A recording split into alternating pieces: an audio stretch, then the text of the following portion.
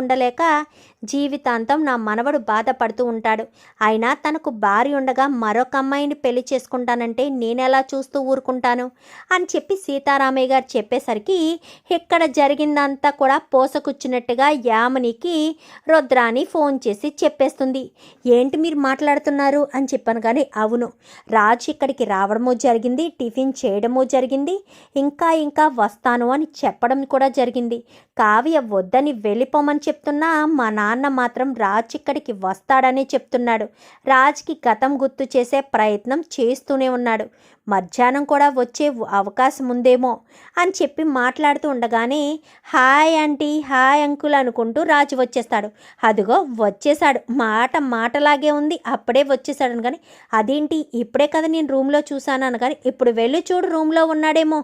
అయినా ఎక్కడ నా కళ్ళ ముందు ఉంటే అక్కడ రూమ్లో ఎలా ఉంటాడు అని చెప్పి రుద్రాని అనేసరికి ఈ బావేంటి ఎలా చేస్తున్నాడు, కావ్య నుంచి శాశ్వతంగా దూరం చేసేసాను అనుకుంటే మళ్ళీ కావ్య దగ్గరికే చేరువవుతున్నాడా, ఇంకా రామ్ నాకు దక్కనట్టేనా అనుకుంటూ ఇంకా యామిని కాస్త చాలా కోపంగా ఉంటుంది.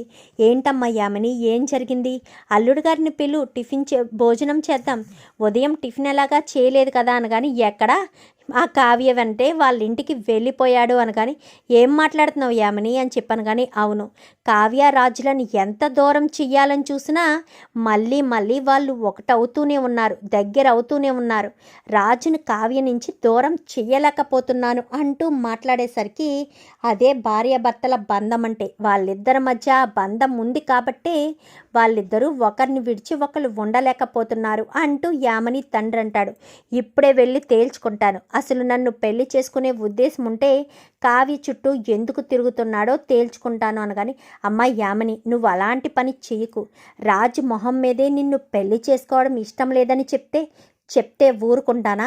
అలా చెప్పడు అనుకుంటూ యామిని కాస్త చాలా ఆవేశంగా వెళ్తుంది.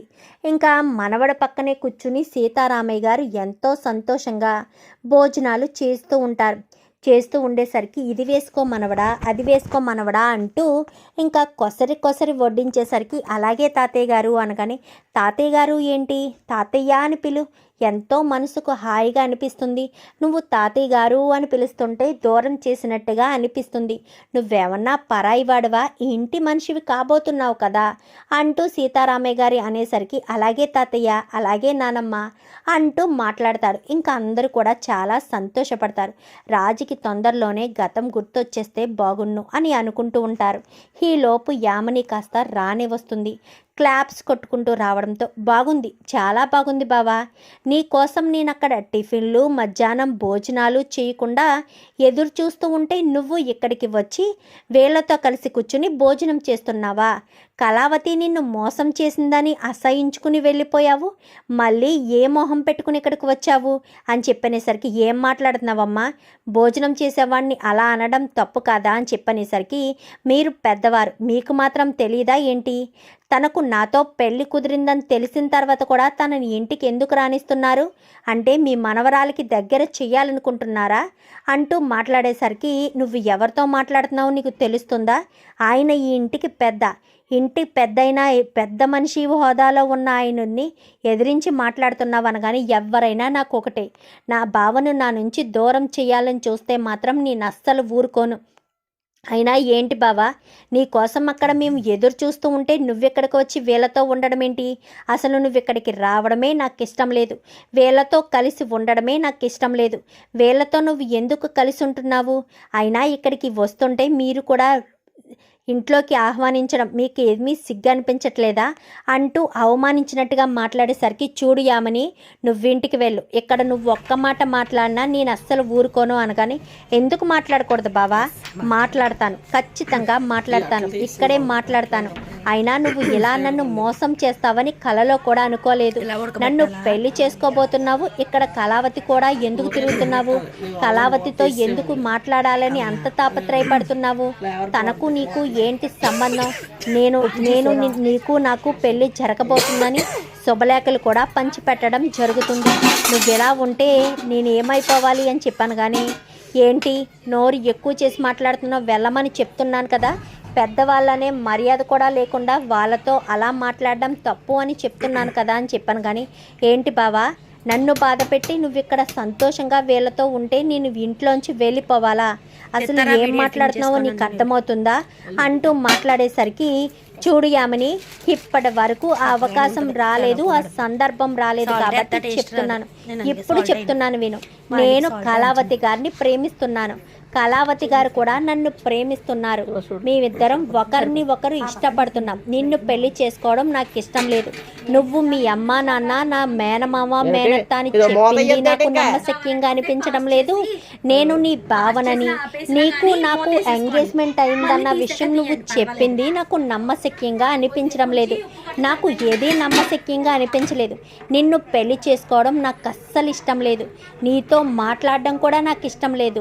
నాకు ప్రతి క్షణం కళావతి గారితో ఉండాలని, ఆవిడతో మాట్లాడాలని, ఆవిడతోనే జీవితాన్ని పంచుకోవాలనుంది.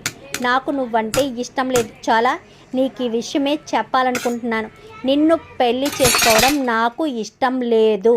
ఆ రోజు మీ నాన్న చావు బ్రతుకుల్లో ఉండడం వల్ల తగని తప్పని పరిస్థితుల్లో ఏదో మాట ఇచ్చాను కానీ నా మనసు చంపుకొని నేను నిన్ను పెళ్లి చేసుకోలేను.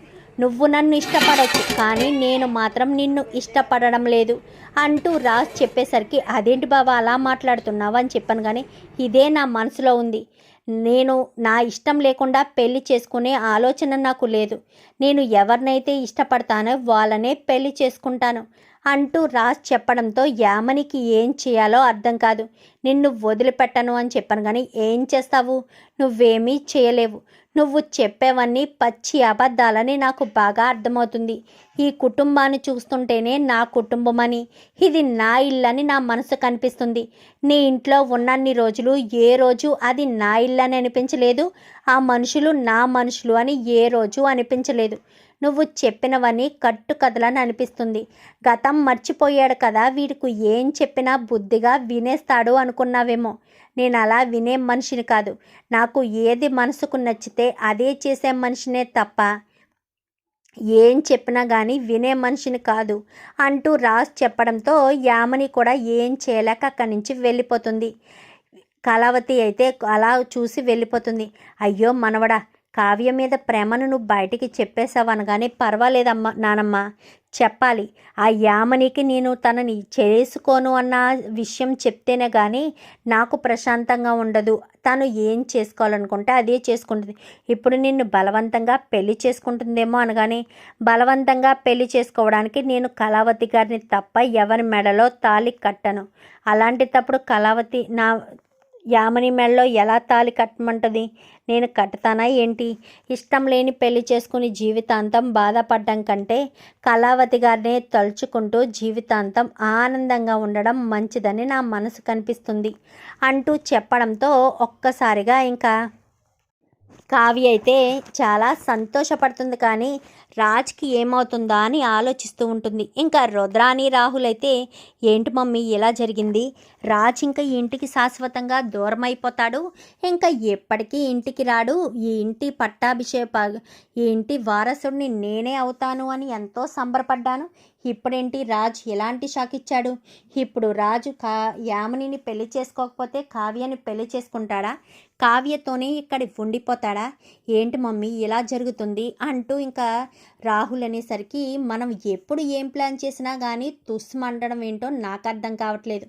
ఈ యామినిని అడ్డు పెట్టుకుని రాజుని శాశ్వతంగా ఇంటి నుంచి దూరం చేసేద్దామని పక్కాగా స్కెచ్ వేశాను. ఈ ముసలోడు స్కెచ్ మొత్తం చెడగొట్టేశాడు. ఇప్పుడు యామిని ఏం చేస్తుందో? రాజ్ మాత్రం కావ్యను మర్చిపోయే పరిస్థితిలో లేడు. ఇప్పుడు ఏం జరుగుతుందో తెలియడం లేదు అని చెప్పి రుద్రాని రాహుల్ అనుకుంటారు. మరి ఇప్పుడు యామిని ఎలాంటి కుట్రలు చేస్తుంది? కావ్యను మళ్ళీ అడ్డు తొలగించే ప్రయత్నాలు మొదలు పెడుతుందా? రాజ్కి మళ్ళీ అదే ప్రయత్నంలో గతం గుర్తొచ్చే అవకాశం ఉందా? చూద్దాం మరి రాబోయే ఎపిసోడ్స్లో ఏం జరుగుతుందో. వీడియో నచ్చితే లైక్ చేయండి, ఛానల్ని సబ్స్క్రైబ్ చేసుకోండి, పక్కనే ఉన్న బెల్ సింబల్లో ఆల్ పై క్లిక్ చేయండి. Thank you for watching.